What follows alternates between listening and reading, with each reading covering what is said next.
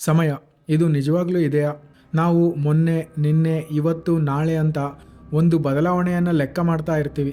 ಜೊತೆಗೆ ಒಂದು ದಿನದಲ್ಲಿ ಗಂಟೆಗಳು, ನಿಮಿಷಗಳು ಅಂತ ಸಮಯವನ್ನು ಲೆಕ್ಕಿಸ್ತಾ ಇರ್ತೀವಿ. ನಾವೆಲ್ಲ ಸಮಯದಲ್ಲಿ ಮುಂದಕ್ಕೆ ಹೋಗ್ತಾ ಇದ್ದೀವಿ ಅಂತ ನಂಬ್ತಾ ಇರ್ತೀವಿ. ನಿನ್ನೆಯಿಂದ ಇವತ್ತಿಗೆ, ಇವತ್ತಿನಿಂದ ನಾಳೆಗೆ. ಆದರೆ ನಿನ್ನೆ, ಇವತ್ತು, ನಾಳೆ ಅನ್ನೋದು ನಿಜವಾಗ್ಲೂ ಇದೆಯಾ? ಇಲ್ಲ ಇವು ಜಸ್ಟ್ ನಮ್ಮ ಭ್ರಮೆನ? ನೀವು ಒಂದು ದಿನವನ್ನು ಪೂರ್ತಿಯಾಗಿ ಮುಗಿಸಿ ಮಲ್ಕೊಂಡು ಬೆಳಗ್ಗೆ ಎದ್ದೇಳ್ತೀರಿ. ಇದು ಹೊಸ ದಿನ ಅಂತ ನಂಬ್ತೀರಿ. ಈ ದಿನ ಚೆನ್ನಾಗಿರಲಿ ಅಂತ ದೇವ್ರ ಹತ್ರ ಬೇಡ್ಕೊಳ್ತೀರಿ. ನೀವು ಯಾವಾಗಾದರೂ ಒಂದು ರಾತ್ರಿಯೆಲ್ಲ ಮಲ್ಕೊಳ್ದೆ ಸೂರ್ಯೋದಯವನ್ನು ನೋಡಿದರೆ ನಿಮಗೆ ಹೊಸ ದಿನ ಬಂತು ಅನ್ನೋ ಫೀಲಿಂಗ್ ಕಮ್ಮಿ ಆಗೋಗುತ್ತೆ. ಮಲ್ಕೊಂಡು ಎದ್ದಾಗಲೇ ಈ ಫೀಲಿಂಗ್ ಸ್ಟ್ರಾಂಗ್ ಆಗಿ ಇರುತ್ತೆ. ಇಲ್ಲಿ ಕರೆಕ್ಟಾಗಿ ಗಮನಿಸಿದರೆ ಇದು ನಮ್ಮ ಬ್ರೈನ್ ಮಾಡುವ ಒಂದು ಭ್ರಮೆ ಅಂತ ಅನಿಸುತ್ತೆ. ಅದು ಮಲ್ಕೊಂಡು ರೀಸೆಟ್ ಆದಾಗ ಕರೆಕ್ಟಾಗಿ ಸೂರ್ಯ ಹುಟ್ಟುತ್ತಾನೆ. ಬ್ರೈನ್ ನಿನ್ನೆ ಇವತ್ತು ಅನ್ನೋ ಒಂದು ಡಿವಿಷನ್ನೇ ಕ್ರಿಯೇಟ್ ಮಾಡುತ್ತೆ. ಆದರೆ ಇಡೀ ರಾತ್ರಿ ನೀವು ಎದ್ದ ದಿನ, ಎರಡನೇ ದಿನ ಬಂದಾಗ ನಿಮಗೆ ಈ ಡಿವಿಷನ್ ಕ್ರಿಯೇಟ್ ಮಾಡಲ್ಲ. ಆ ಸೂರ್ಯೋದಯದಲ್ಲಿ ಯಾರಾದರೂ ನಿಮಗೆ ಏನು ತಿಂದ್ರಿ ಅಂತ ಕೇಳಿದರೆ ನೈಟ್ ತಿಂದ ಆಹಾರವನ್ನೇ ಹೇಳ್ತೀರಿ. ಯಾಕಂದರೆ ನಿಮಗೆ ಇನ್ನೂ ದಿನ ಚೇಂಜ್ ಆದ ಫೀಲಿಂಗ್ ಇಲ್ಲ. ಸೊ ದಿನ ಚೇಂಜ್ ಆಗ್ತಾ ಇದೆಯಾ ಅಥವಾ ಇದು ಕೇವಲ ನಮ್ಮ ಬ್ರೈನ್ ಮಾಡಿದ ನಾಟಕನ ಅಂತ ಈಗ ಇನ್ನಷ್ಟು ಡೀಪಾಗಿ ಹೋಗೋಣ. ನಾವೆಲ್ಲ ಸಮಯವನ್ನು ಗಂಟೆಗಳು, ನಿಮಿಷಗಳು ಅಂತ ಗಡಿಯಾರವನ್ನು ಮಾಡ್ಕೊಂಡಿದ್ದೀವಿ. ಗಡಿಯಾರ ಅನ್ನುವುದು ನಮ್ಮ ಕಂಫರ್ಟ್ಗೆ, ಸಮಯಕ್ಕೆ ಸರಿಯಾಗಿ ಕೆಲಸ ಆಗಲು ಮಾಡ್ಕೊಂಡಿರೋದು. ಅದು ನಿಂತರೆ ಸಮಯ ನಿಲ್ಲಲ್ಲ. ಆದ್ದರಿಂದ ಈಗ ಗಡಿಯಾರವನ್ನು ಸೈಡ್ಗೆ ಇಟ್ಟರೆ ನಿಮಗೆ ಸಮಯ ಮುಂದಕ್ಕೆ ಹೋಗ್ತಾ ಇದೆ ಅಂತ ಹೇಗೆ ಗೊತ್ತಾಗ್ತಾ ಇದೆ? ಬೆಳಗ್ಗೆ ಕಾಲೇಜ್ಗೆ ಅಥವಾ ಆಫೀಸ್ಗೆ ಹೋಗ್ತಾ ಇದ್ದೀರಿ, ಮನೆಯಿಂದ ನಿಮ್ಮ ಗಮ್ಯಸ್ಥಾನಕ್ಕೆ ಹೋದ್ರಿ. ಈಗ ನಿಮಗೆ ಸಮಯದಲ್ಲಿ ಬದಲಾವಣೆ ಗೊತ್ತಾಗುತ್ತೆ. ನಾನು ಸ್ವಲ್ಪ ಹೊತ್ತಿನ ಮುಂಚೆ ಮನೆಯಲ್ಲಿದ್ದೆ, ಈಗ ಇಲ್ಲಿ ಇದ್ದೀನಿ ಅಂತ. ಹಿಂದಿನ ಘಟನೆಗಳು ನಡೆದು ಹೊಸ ಘಟನೆಗಳನ್ನು ಅನುಭವಿಸ್ತಾ ನಾವು ಸಮಯದಲ್ಲಿ ಮುಂದಕ್ಕೆ ಹೋಗ್ತಾ ಇದ್ದೀವಿ. ತುಂಬ ಹೊತ್ತು ಆಯಿತು ಅನ್ನೋ ಫೀಲಿಂಗ್ಸ್ ಬರುತ್ತೆ. ಸಂಜೆ ಆಗುತ್ತೆ, ಮನೆಗೆ ಬರ್ತೀವಿ. ಸಮಯ ಗಡಿಯಾರ ಇಲ್ಲದಿದ್ದರೂ ಮುಂದಕ್ಕೆ ಹೋಗ್ತಾನೇ ಇದ್ದೀವಿ ಅಲ್ವಾ? ಇಲ್ಲಿ ಸಮಯ ಮುಂದಕ್ಕೆ ಬಂದಿದೆ ಅಂತ ಅನ್ನಿಸೋದಕ್ಕೆ ನಿಮಗೆ ನಡೆದ ಘಟನೆಗಳು ಪ್ಲಸ್ ಸೂರ್ಯನ ಲೈಟ್ನಲ್ಲಿ ಬದಲಾವಣೆ ಕಾರಣ ಆಗಿರ್ಬೋದು. ಅದಕ್ಕೆ ನಾವು ಈ ಸಲ ಸೂರ್ಯನನ್ನು ತೆಗೆದಾಕ್ಬಿಡೋಣ. ಒಂದು ದೊಡ್ಡ ಲೈಟ್ ನಿಮ್ಮ ಊರಿಗೆಲ್ಲ ಸೂರ್ಯನಂತೆ ಬೆಳಕು ಕೊಡೋ ಥರ ಹಾಕೋಣ. ಸೊ ಈಗ ನಿಮಗೆ ಬೆಳಗ್ಗೆ, ಮಧ್ಯಾಹ್ನ, ಸಂಜೆ ಆಗೋದಿಲ್ಲ. ಬದಲಾಗಿರೋ ಸ್ಥಿತಿಗಳು, ಘಟನೆಗಳು ನಿಮಗೆ ಸಮಯದ ಬದಲಾವಣೆಯ ಫೀಲಿಂಗ್ನ ಕೊಡ್ತವೆ. ಅದಕ್ಕೆ ನಾವೀಗ ಒಂದು ಮನೆಯಲ್ಲಿ ಲಾಕ್ ಮಾಡಿಕೊಂಡು ಇದ್ದು ಬಿಡೋಣ. ಟಿ ವಿ, ಮೊಬೈಲ್ ಏನೂ ಬೇಡ. ಸೊ ಈಗ ನಮಗೆ ಸಮಯ ಹೋಗ್ತಾ ಇದೆ ಅಂತ ಗೊತ್ತಾಗೋದಿಲ್ಲ. ಆದರೆ ನೀವು ಮನೆಯಲ್ಲಿದ್ದರೂ ಸುಮ್ಮನೆ ಇರ್ತೀರಾ. ಹೊಟ್ಟೆ ಹಸಿಯುತ್ತೆ, ಊಟ ಮಾಡ್ತೀರಿ, ಮತ್ತೆ ಹೊಟ್ಟೆ ಹಸಿಯುತ್ತೆ, ಅಡುಗೆ ಮಾಡ್ಕೊಳ್ತೀರಿ, ಊಟ ಮಾಡ್ತೀರಿ. ಇಲ್ಲಿ ಕೂಡ ಬದಲಾವಣೆಗಳು ಆಗ್ತಾ ಇವೆ. ಸೊ ನಿಮಗೆ ಇಲ್ಲಿ ಕೂಡ ಸಮಯ ಗೊತ್ತಾಗ್ತಾ ಇದೆ. ಪಾಸ್ಟ್, ಪ್ರೆಸೆಂಟ್, ಫ್ಯೂಚರ್ ಅಂತ. ಅದಕ್ಕೆ ನಿಮ್ಮನ್ನು ನಾನೀಗ ಮನುಷ್ಯರ ಥರ ಅಲ್ಲದೆ ಬಾಡಿ ಇಲ್ಲದ ಒಬ್ಬ ಅಬ್ಸರ್ವರ್ ಥರ ಮಾಡ್ತಾ ಇದ್ದೀನಿ. ನಾವೀಗ ಏನು ಬದಲಾವಣೆನೇ ಆಗದ ಒಂದು ಪ್ರದೇಶಕ್ಕೆ ಹೋಗೋಣ. ಈಗ ನಾವು ಯಾವ ಪ್ರಾಣಿಗಳು ಇಲ್ಲದ ಕೇವಲ ಸ್ವಲ್ಪ ಸ್ವಲ್ಪ ಗಿಡಗಳು ಇರೋ ಒಂದು ಪ್ರದೇಶದಲ್ಲಿ ಇದ್ದೀವಿ. ಸೂರ್ಯ ಇಲ್ಲಿ ಕೂಡ ಇಲ್ಲ. ಒಂದು ಲೈಟ್ ಹಾಕೋಣ. ಇಲ್ಲಿ ನಿಮಗೆ ಯಾವ ಬದಲಾವಣೆ ಆಗ್ತಿಲ್ಲ. ಆದರೆ ತುಂಬ ಹೊತ್ತು ಆಗ್ತಾ ಆಗ್ತಾ ಗಿಡಗಳು ಬೆಳೆಯೋದು, ಬೆಳೆದ ಆ ಕಟ್ಟಿಗೆಗಳು ಒಣಗಿ ಹೋಗೋದು ನಡೀತಾ ಇದೆ. ಇಲ್ಲಿ ಕೂಡ ಬದಲಾವಣೆ, ಆದರೆ ಇದು ಸ್ಲೋ ಇದೆ. ಸೊ ನಾವೀಗ ಸ್ಪೇಸ್ಗೆ ಹೋಗಿಬಿಡೋಣ. ಈಗ ಇಲ್ಲಿ ಏನೂ ಇಲ್ಲ, ಯಾವ ಬದಲಾವಣೆಯೂ ಇಲ್ಲ. ಇಲ್ಲಿ ಕೂಡ ನಿಮಗೆ ನಕ್ಷತ್ರಗಳ ಪ್ಲೇಸ್ ಚೇಂಜ್ ಆಗ್ತಾ ಇದ್ದರೆ ಸಮಯದ ಭ್ರಮೆ ಬರ್ಬೋದು. ಅದಕ್ಕೆ ಈ ನಕ್ಷತ್ರಗಳನ್ನು ತೆಗೆದಾಕ್ಬಿಡೋಣ. ಈಗ ಎಲ್ಲ ಕತ್ತಲೆ, ಯಾವ ಬದಲಾವಣೆಯೂ ಇಲ್ಲ. ಎಷ್ಟು ಹೊತ್ತಾದರೂ ಅಲ್ಲೇ ಇರಿ, ನಿಮಗೆ ಯಾವ ಬದಲಾವಣೆ ಇಲ್ದಿರೋದ್ರಿಂದ ಸಮಯ ಮುಂದಕ್ಕೆ ಹೋಗ್ತಿದೆ. ಪಾಸ್ಟ್, ಪ್ರೆಸೆಂಟ್, ಫ್ಯೂಚರ್ ಏನೂ ಕಾಣಲ್ಲ.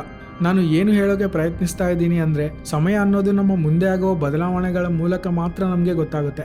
ಅದನ್ನೇ ನಾವು ಸಮಯ ಅಂತ ಅಂದ್ಕೊಳ್ತಿದ್ದೀವಿ. ಈ ಪ್ರಪಂಚದಲ್ಲಿದ್ದ ಎಲ್ಲ ಆಟಮ್ಸ್ನ ಒಂದೇ ಸಲ ನಿಲ್ಲಿಸಿಬಿಟ್ರೆ ಪ್ರಪಂಚವೆಲ್ಲ ನಿಂತು ಹೋಗುತ್ತೆ, ಒಂದು ಫೋಟೋ ಥರ. ಆಗ ಸಮಯ ಎಲ್ಲಿರುತ್ತೆ? ಏನಾದರೂ ಬದಲಾಗ್ತಾ ಇದ್ರೇ ನಮಗೆ ಸಮಯ ಅನ್ನೋದು ಇದೆ ಅಂತ ಭ್ರಮೆ ಬರುತ್ತೆ. ಒಂದು ಗಾಜಿನ ಬಾಟ್ಲ್ ಹೊಡೆದು ಹಾಕಿದರೆ ಅದು ಒಡೆದು ಹೋಗುತ್ತೆ. ಅದನ್ನು ಮತ್ತೆ ಮೊದಲಿನಂತೆ ಮಾಡೋಕ್ಕೆ ಆಗಲ್ಲ. ಅದು ಚೆನ್ನಾಗಿದ್ದಾಗ ಅದು ಪಾಸ್ಟ್, ಒಡೆದು ಹೋಗಿದ್ದು ಪ್ರೆಸೆಂಟ್. ಡೀಪಾಗಿ ನೋಡಿದರೆ ಅದರಲ್ಲಿರೋ ಆಟಮ್ಸ್ ಸಪ್ರೇಟ್ ಆಗಿವೆ. ಆಟಮ್ ಸ್ಥಿತಿ ಬದಲಾಗಿದೆ ಅಷ್ಟೇ. ಆ ಸ್ಥಿತಿ ರಿವರ್ಸ್ ಮಾಡಿದರೆ ಮತ್ತೆ ಆ ಬಾಟಲ್ ಅಂಟಿಕೊಳ್ಳುತ್ತೆ. ಅದನ್ನೇ ಎಂಟ್ರೋಪಿ ಅಂತ ಕರೀತಾರೆ. ಸಮಯ ಅನ್ನೋದು ಬದಲಾಗಿರೋ ವಿಷಯಗಳಿಂದ ಬರ್ತಾ ಇರೋ ಭ್ರಮೆ ಅಷ್ಟೇ.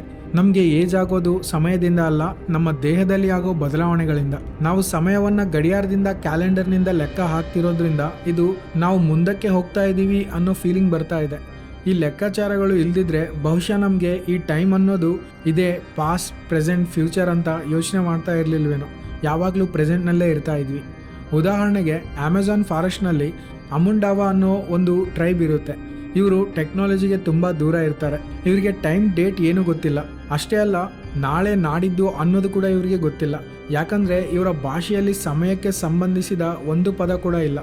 ಆಮೇಲೆ, ತುಂಬ ಹೊತ್ತಾಯಿತು, ನಾಳೆ, ಆ ದಿನ ಅನ್ನೋ ಪದಗಳು ಇರೋದಿಲ್ಲ. ಈ ರೀತಿ ಇವರ ಭಾಷೆಯಲ್ಲಿ ಸಮಯಕ್ಕೆ ಸ್ಥಾನವೇ ಇರೋದಿಲ್ಲ. ಇವರು ಯಾವಾಗಲೂ ಪ್ರೆಸೆಂಟ್ನಲ್ಲಿ ಜೀವಿಸ್ತಾರೆ, ಪ್ರಸ್ತುತದ ಬಗ್ಗೆನೇ ಮಾತಾಡ್ತಾರೆ. ನಾವು ನಮಗೆ ಟೈಮ್ ಇಲ್ಲ, ಟೈಮ್ ಬಂದಿದೆ, ಟೈಮ್ ಬರಬೇಕು, ಟೈಮ್ ವೇಸ್ಟ್ ಆಗ್ತಿದೆ, ಅದು ಇದು ಅಂತ ಭ್ರಮೆಯಲ್ಲಿ ಇರ್ತೀವಿ. ಆದರೆ ಇವರು ಪ್ರೆಸೆಂಟ್ನಲ್ಲಿ ಯಾವಾಗ ಏನು ಮಾಡ್ತಾ ಇದ್ದಾರೋ ಅದೇ ಅವರ ಟೈಮ್. ಇವರಿಗೆ ನಿನ್ನೆ ಬಗ್ಗೆ, ನಾಳೆ ಬಗ್ಗೆ ಯೋಚನೆ ಇರೋದಿಲ್ಲ. ಇದು ನಾವು ಡೀಪಾಗಿ ಥಿಂಕ್ ಮಾಡಬೇಕಾದ ವಿಷಯ. ಭಾಷಾಶಾಸ್ತ್ರಜ್ಞರು ಏನು ಹೇಳ್ತಾರೆ ಅಂದರೆ, ನಾವು ಮಾತಾಡೋ ಭಾಷೆ ನಮ್ಮ ಯೋಚನೆಗಳನ್ನು ಕೂಡ ಎಫೆಕ್ಟ್ ಮಾಡುತ್ತೆ ಅಂತ. ಎಕ್ಸಾಂಪಲ್ಗೆ, ಒಬ್ಬ ಹುಡುಗ ಒಂದು ಪಕ್ಷಿಯನ್ನು ಇಂಟ್ರೆಸ್ಟಿಂಗ್ ಆಗಿ ನೋಡ್ತಾ ಇರ್ತಾನೆ. ಒಂದು ದಿನ ಅವರ ತಂದೆ ಅದನ್ನು ಕಾಗೆ ಅಂತಾರೆ ಅಂತ ಹೇಳ್ತಾನೆ. ಆವತ್ತಿನಿಂದ ಆ ಪಕ್ಷಿಯ ವಿಶೇಷ ಆ ಹುಡುಗನಿಗೆ ಕಾಣೋದಿಲ್ಲ. ಭಾಷೆ ಇದು ಇದೆ ಅಂತ ಒಂದು ಕ್ಲಾರಿಟಿ ಕೊಟ್ಟುಬಿಡುತ್ತೆ. ಇನ್ಮೇಲೆ ಆ ವಸ್ತು ಅಷ್ಟು ವಿಶೇಷವಾಗಿ ಕಾಣೋದಿಲ್ಲ. ಅದೇ ಥರ ಭಾಷೆ ನಮ್ಮ ಸಮಾಜ, ನಮ್ಮ ಆಲೋಚನಾ ವಿಧಾನವನ್ನು ಬದಲಾಯಿಸುತ್ತೆ.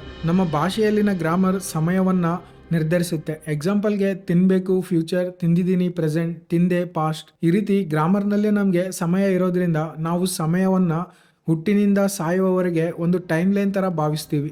ಆದರೆ ಅಮುಂಡಾವ ಜನರ ಭಾಷೆಯಲ್ಲಿ ಗ್ರಾಮರ್ ಸಮಯವನ್ನು ಸೂಚಿಸುವುದೇ ಇಲ್ಲ. ಅವರಿಗೆ ಎಲ್ಲ ಕಾಲ ಒಂದೇ. ಅವರ ಆಲೋಚನೆಗಳು ಹೇಗಿರ್ಬೋದು ಅಂತ ಇಮ್ಯಾಜಿನ್ ಮಾಡ್ಕೊಳ್ಳೋಕ್ಕೂ ನಮ್ಮಲ್ಲಿ ಕೆಲವರಿಗೆ ಆಗ್ತಾ ಇರೋದಿಲ್ಲ. ಯಾಕಂದರೆ ನಾವು ನಮ್ಮ ಆಲೋಚನೆಗಳಲ್ಲಿ ಅಷ್ಟು ಮುಳುಗೋಗಿದ್ದೀವಿ.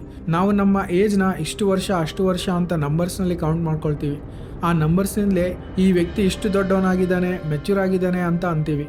ಆದರೆ ಈ ಅಮುಂಡಾವ ಜನ ಕಾಲದ ನಂಬರ್ಸ್ ಲೆಕ್ಕ ಹಾಕಲ್ಲ. ಆತ ಎಷ್ಟು ದೊಡ್ಡವನಾಗಿದ್ದಾನೆ ಅನ್ನೋದು ಮಾತ್ರ ನೋಡ್ತಾರೆ. ಸ್ಥಿತಿಯಲ್ಲಿನ ಬದಲಾವಣೆ ಅಷ್ಟೇ ಅವರು ನೋಡೋದು. ಸರಿ, ಟೈಮ್ ಅನ್ನೋದು ಅವರ ದೈನಂದಿನ ಜೀವನದಲ್ಲಿ ಯೂಸ್ ಆಗ್ತಿಲ್ಲ, ಆದರೆ ಅವರು ಕೂಡ ಏಜ್ ಆಗ್ತಾರೆ, ಮುದುಕರಾಗ್ತಾರೆ. ಮರಣ ಅನ್ನೋದು ಬರುತ್ತೆ ಅಲ್ವಾ, ಮತ್ತು ಅದು ಸಮಯವೇ ಅಲ್ವಾ ಅನ್ನಿಸ್ಬೋದು. ಮೊದಲೇ ಹೇಳಿದಂತೆ ಅದು ದೇಹದಲ್ಲಿ ನಡೆಯುವ ಕ್ರಿಯೆ, ಸಮಯ ಅಲ್ಲ. ಒಂದು ಕಾರ್ ಈ ಊರಿಂದ ಆ ಊರಿಗೆ ಹೋಗಬೇಕು ಅಂದರೆ ಕೇವಲ ಸಮಯ ಅಷ್ಟೇ ಆಗಬೇಕಾ? ಅದು ಹೋಗಬೇಕು ಅಂದರೆ ಅದು ಮೂವ್ ಆಗಬೇಕು. ಈ ಪ್ರಾಸೆಸ್ನಲ್ಲಿ ಅದರ ಡೀಸೆಲ್ ಖರ್ಚಾಗುತ್ತೆ, ಟೈರ್ಗಳು ಸವಿಯುತ್ತೆ. ಅದೇ ರೀತಿ ನಮ್ಮ ಜೀವನದ ಪ್ರಯಾಣದಲ್ಲಿ ನಮ್ಮ ಬಾಡಿ ಕೂಡ ಸವಿದು ಹೋಗುತ್ತೆ. ಇದಕ್ಕೆ ನಾವು ನಮಗೆ ಸಮಯ ಹೋಗ್ತಾ ಇದೆ ಅಂತ ಅಂದ್ಕೊಳ್ತೀವಿ. ಅದೇ ರೀತಿ ಒಂದು ಕಬ್ಬಿಣ ಟೈಮ್ ಆದಂತೆಲ್ಲ ತುಕ್ಕು ಹಿಡಿಯುತ್ತೆ. ನಾವು ಇದಕ್ಕೆ ಸಮಯವೇ ಕಾರಣ ಅಂತ ಅಂದ್ಕೊಳ್ತೀವಿ, ಆದರೆ ಅದು ತುಕ್ಕು ಹಿಡಿಯಲು ಕಾರಣ ವಾತಾವರಣ. ಈ ರೀತಿ ಯೋಚನೆ ಮಾಡಿದರೆ ನಾವು ಸಮಯ ಅನ್ನುವ ಒಂದು ಭ್ರಮೆಯಲ್ಲಿ ಬದುಕ್ತಾ ಇದ್ದೀವಿ ಅಂತ ಅನಿಸುತ್ತೆ. ಆದರೆ ಸಮಯ ನಿಜವಾಗ್ಲೂ ಇಲ್ಲದಿದ್ದರೂ ನಮ್ಮ ಭ್ರಮೆಯಲ್ಲಿರುವ ಸಮಯವನ್ನು ನಾವು ಪಾಲಿಸಲೇಬೇಕು. ಯಾಕಂದರೆ ಇಲ್ಲದಿದ್ದರೆ ನಾವು ಕಟ್ಟಿಕೊಂಡ ಈ ಸಮಾಜ ಒಡೆದು ಹೋಗುತ್ತೆ. ನಮ್ಮ ಬ್ರೈನ್ ಕೂಡ ಹಾದು ಹೋದದನ್ನು ಹಾದು ಹೋಗಿದೆ ಅಂತ ನೆನ್ಪಿಟ್ಕೊಳ್ದೇ ಇದ್ದರೆ ನಾವು ಕನ್ಫ್ಯೂಸ್ ಆಗೋಗ್ತೀವಿ. ಅದಕ್ಕೆ ನಮ್ಮ ಬ್ರೈನ್ ಸಮಯ ಅನ್ನೋ ಒಂದು ಭ್ರಮೆಯನ್ನು ಕ್ರಿಯೇಟ್ ಮಾಡುತ್ತೆ. ನೀವು ನಿಮಗೆ ಎಷ್ಟೋ ಇಷ್ಟವಾದ ಒಂದು ಘಟನೆಯನ್ನು ನೆನಪು ಮಾಡ್ಕೊಳ್ಳಿ. ಅದು ಯಾವುದು, ನೀವು ಆವತ್ತು ಏನು ನೋಡಿದ್ರೋ ಅದೇ ಫ್ಲ್ಯಾಶ್ ಆಗೋದಿಲ್ಲ. ಅದರಲ್ಲಿ ಎಲ್ಲ ಇಮ್ಯಾಜಿನೇಷನೇ ಇರುತ್ತೆ. ನಡೆದದ್ದು ನಿಜಾನೇ, ಆದರೆ ಅದು ಎಕ್ಸಾಕ್ಟಾಗಿ ನಿಮ್ಮ ಬ್ರೈನ್ನಲ್ಲಿ ತೋರಿಸೋದಿಲ್ಲ. ಯಾಕಂದರೆ ಬ್ರೈನ್ನಲ್ಲಿ ಹಿಪ್ಪೋಕ್ಯಾಂಪಸ್ ಅಂತ ಒಂದು ಪಾರ್ಟ್ ಇರುತ್ತೆ. ಇದು ನೀವು ಹಾದು ಹೋದ ಘಟನೆಗಳನ್ನು ಗುರುತಿಸಿಕೊಳ್ಳಲು ಸಹಾಯ ಮಾಡುತ್ತೆ. ಆದರೆ ಇದೇ ಪಾರ್ಟ್ ಫ್ಯೂಚರ್ನ ಊಹಿಸಲು ಕೂಡ ಸಹಾಯ ಮಾಡುತ್ತೆ. ನಿನ್ನೆ ಏನು ಊಟ ಮಾಡಿದ್ರಿ ಅಂದರೂ ಇದೇ ತೋರಿಸುತ್ತೆ, ನಾಳೆ ಏನು ಊಟ ಮಾಡ್ತೀರಿ ಅನ್ನೋದು ಕೂಡ ಇದೇ ತೋರಿಸುತ್ತೆ. ನಾಳೆಯ ಇಮೇಜ್ನ ಇದು ಜನ್ರೇಟ್ ಮಾಡ್ತಾ ಇದೆ, ನಿನ್ನೆದು ಕೂಡ ಇದು ಜನ್ರೇಟ್ ಮಾಡ್ತಾ ಇದೆ. ಅದಕ್ಕೆ ಎಕ್ಸಾಕ್ಟಾಗಿ ನಿಮಗೆ ಏನು ನೆನಪಿರಲ್ಲ. ಸೊ ಸಮಯ ಅನ್ನೋದು ಕೂಡ ನಾವು ಸರಿಯಾಗಿ ಬದುಕಲು ನಮ್ಮ ಬ್ರೈನ್ ಕ್ರಿಯೇಟ್ ಮಾಡುವ ಒಂದು ಭ್ರಮೆ. ಎಕ್ಸಾಂಪಲ್ಗೆ, ಒಂದು ಕಲ್ಲು ಬೆಟ್ಟದ ಮೇಲಿಂದ ಬೀಳ್ತಾ ಇದ್ದರೆ ನಾವು ಫ್ಯೂಚರ್ನ ಊಹಿಸಲೇಬೇಕು. ಆಗಲೇ ಅದು ನಮ್ಮ ಮೇಲೆ ಬೀಳುತ್ತಾ, ನಮ್ಮ ಪಕ್ಕಕ್ಕೆ ಬೀಳುತ್ತಾ ಅಂತ ಗೊತ್ತಾಗುತ್ತೆ. ಸೊ ಈ ರೀತಿ ನಮ್ಮ ಬ್ರೈನ್ ಸೃಷ್ಟಿಸಿದ ಸಮಯ ನಮಗೆ ಸಹಾಯ ಆಗುತ್ತೆ. ಈ ಪ್ರಪಂಚ ಹೇಗಿರುತ್ತೋ ಹಾಗೇ ಇರುತ್ತೆ, ಆದರೆ ನಮ್ಮ ಬ್ರೈನ್ ಇದಕ್ಕೆ ಒಂದು ಹೊಸ ರಿಯಾಲಿಟಿನ ತನ್ನಲ್ಲೇ ಸೃಷ್ಟಿಸಿಕೊಂಡು ನಮಗೆ ಪಾಸ್ಟ್, ಪ್ರೆಸೆಂಟ್, ಫ್ಯೂಚರ್ ಇದೆ ಅಂತ ಒಂದು ಸ್ಟೋರಿ ಕ್ರಿಯೇಟ್ ಮಾಡುತ್ತೆ. ಆಗಿ ಹೋದದ್ದು ಎಲ್ಲೋ ರೆಕಾರ್ಡ್ ಆಗಿರುತ್ತೆ, ಮತ್ತೆ ನಾವು ಟೈಮ್ ಟ್ರಾವೆಲ್ ಮಾಡಿ ಅಲ್ಲಿಗೆ ಹೋಗ್ಬೋದು ಅನ್ನೋ ಆಸೆ ಹುಟ್ಟಿಸುತ್ತೆ.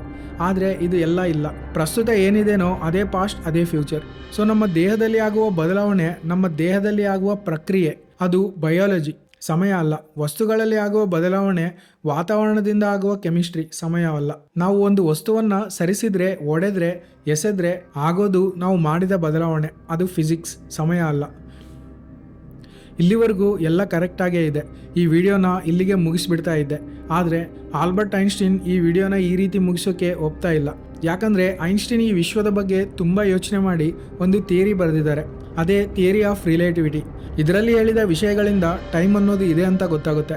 ಇದಕ್ಕೆ ಸೈಂಟಿಫಿಕ್ ಪ್ರೂಫ್ಸ್ ಕೂಡ ಇವೆ.